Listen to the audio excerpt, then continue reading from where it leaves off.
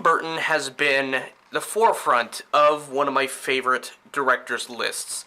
He's in the top 5 favorite directors of all time for me personally, and no matter how lame his directing has become as of late, I will still go see it because he has a certain aesthetic quality that really kind of pulls me in just a bit. His sort of artistic staple on the pop culture industry has really taken resonance, especially with films such as Edward Scissorhands, Ed Wood, Sleepy Hollow, Beetlejuice, the original Batman films. You can go on and name some of his best films, and pretty much almost everyone will know it by heart. And when it was announced that he was going to take over and do Miss Peregrine, I was kind of excited. I wanted to see him bring something to the table in terms of doing more children's films like this. This is based off of a book series. I can't remember the author's name. I'll probably put it up on the screen.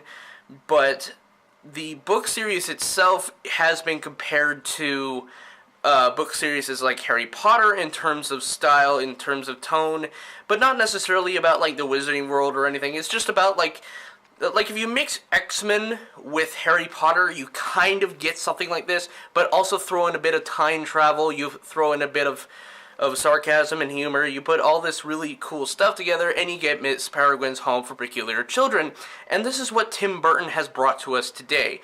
Now, it's about a boy who essentially never thought he was very, he never thought of himself as very special, and his grandfather had told him stories in the past about this house, this group of people who have particular abilities, these peculiar abilities, and I'm not going to get into all of the different abilities that these characters have, because I want you guys to watch this, but this is a film that over the course of it, I started to notice that this film was starting to turn more and more into Harry Potter and the Sorcerer's Stone.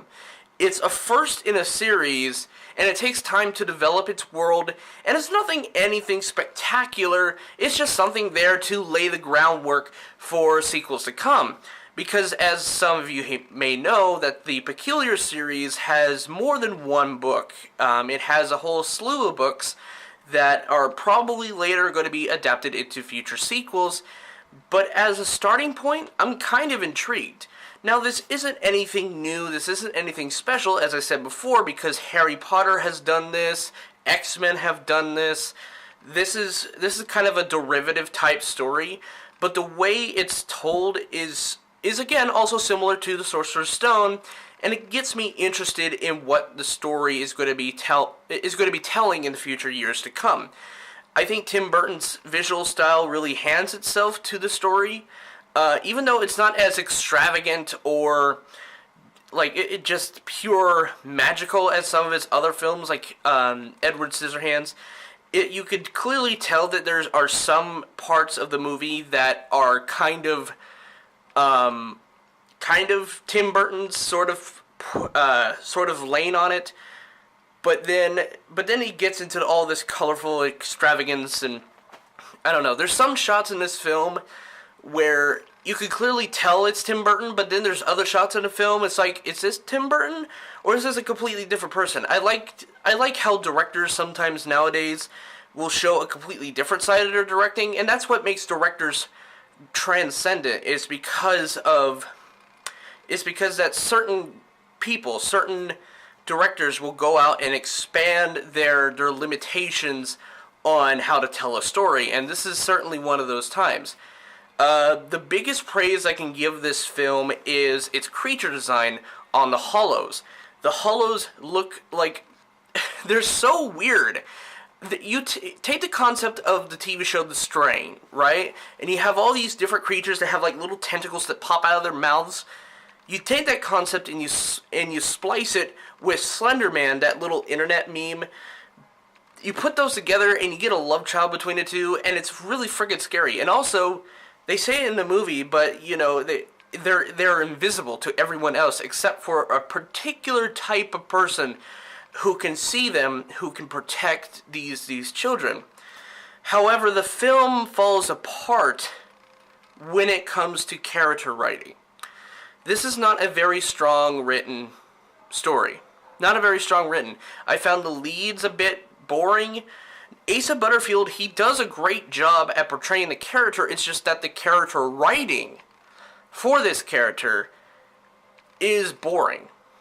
He's kind of bland. He's just there. He's kind of just reacting to everything. It's like, oh yeah, that's cool. Oh, you're this. Oh, you're that. Oh, that's cool.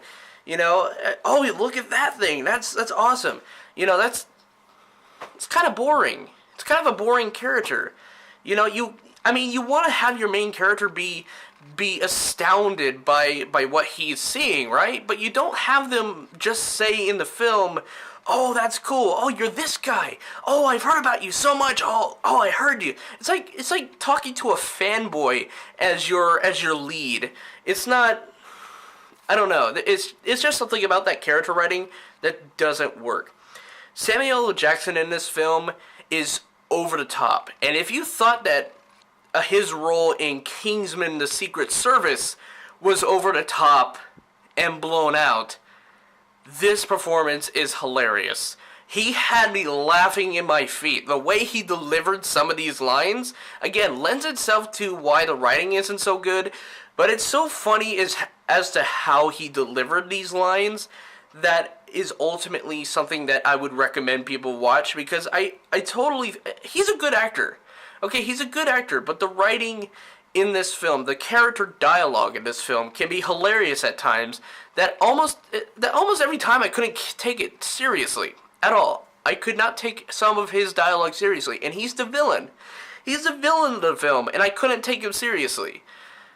You know, I mean, granted, the Joker's not a very serious villain either, but again, the character writing isn't so great.